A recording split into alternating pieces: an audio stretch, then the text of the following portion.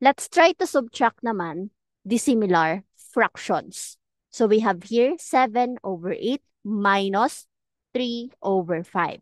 So the same with the adding of dissimilar fraction, hinahanap din dyan yung LCD. Hanapin natin yung common multiple ng 8 and ng 5. So list lang natin to. 8, 16, 24, 32, 40. Try naman natin yung 5, 5, 10, 15, 20, 25, 30, 35, and 40. So, 40 is the least common denominator. Lagay lang natin dito. Least common denominator. So, ano yung least common denominator nila? So, 40 minus 40. So, ano po yung magiging bagong numerator natin? Kakopy lang ba natin yung 7 and 3? Very good. Hindi. So, ang process po dyan, ito. 40 divide by 8. So, 40 divide by 8. Yung lumang denominator will be 5, no? And then, yung answer, imumultiply natin dito sa lumang numerator. So, 5 times 7, 35. Uulitin lang po natin yung ginawa natin dito para dito sa pangalawang fraction. So, 40 divided by 5. Very good, it's 8. So, times 3. Oh my God. So, times 3. So, 3 times 8 is 24. Now, we can subtract the two numerator na, no? And then, copy lang natin yung denominator. So, 35 minus 24, it's, lagay natin dito para mas malinaw. 35, 24. So, 1 and 1. So, 11. This will be our final answer. Next, we have here mixed numbers naman. Pero again, dissimilar fraction pa din siya. So, hanapin natin yung LCD. Yung LCD na po ng 4 or LCD ng 3 and 3/4 and 2 and 1/2. So, hanapin natin yung multiple ng 2 and ng 4. So, lagay natin 2, 4. Okay, we can stop na. Nandito na, oh. Lagay natin, kunwari, 4 and 8. Let's use 4. Copy natin yung whole number and then minus. Yung bago nating denominator is 4.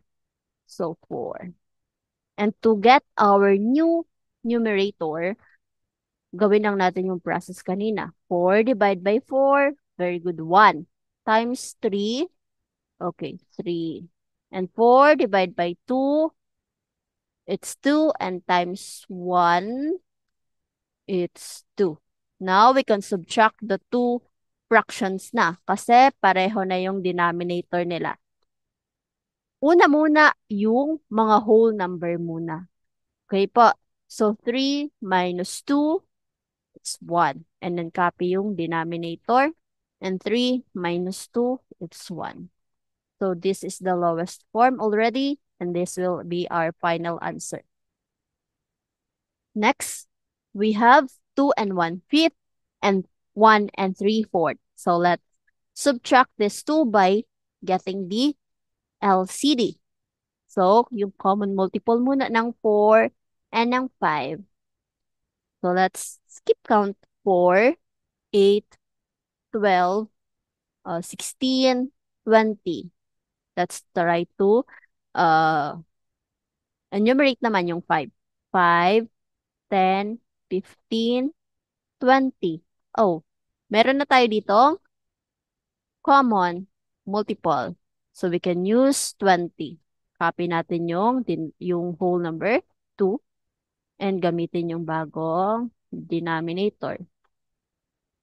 20.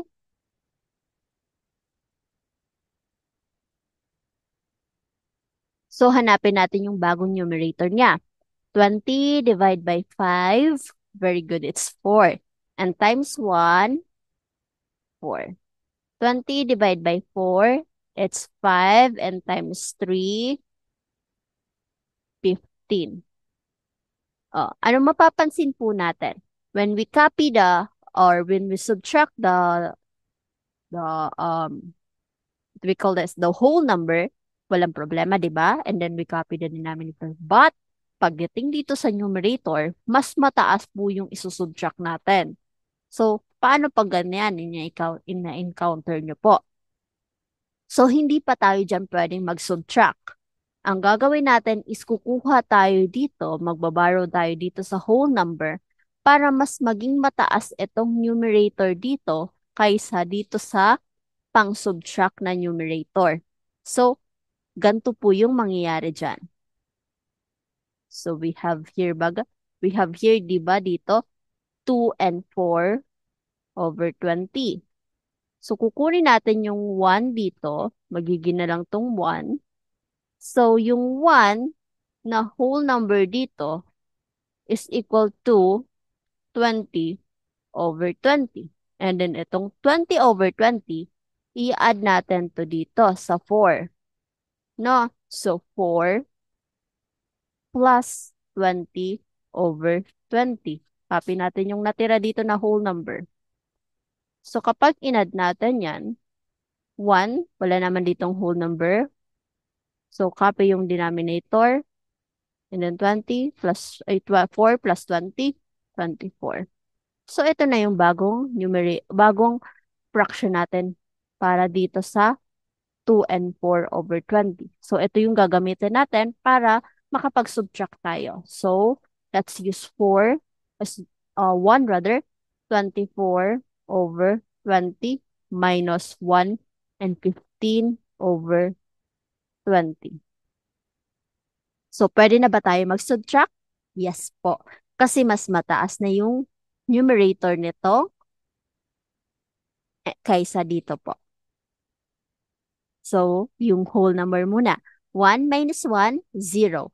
So, no need to put 0. Just leave it blank. And then copy yung denominator. And then 24 minus 15, it's 9.